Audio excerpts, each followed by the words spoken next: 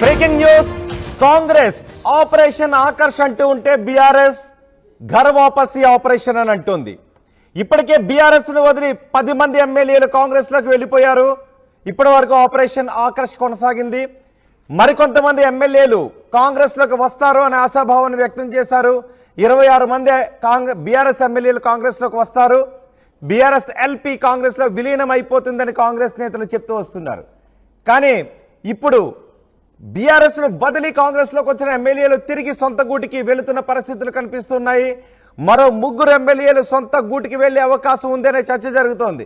కొద్దిసేపటి క్రితం కేటీఆర్ ప్రశాంత్ రెడ్డితో తెల్లం వెంకట్రావు భేటీ అయ్యారు. కాళీ యాదయ్య, సంజయ్ కుమార్ తిరిగి బీఆర్ఎస్ లోకి వచ్చేస్తారు అని గులాబీ నేతలు చెప్తున్నారు. ఇప్పటికే గులాబీ గూటికి తిరిగి చేరారు గద్వాల ఎమ్మెల్యే బండ్ల కృష్ణమోహన్ రెడ్డి.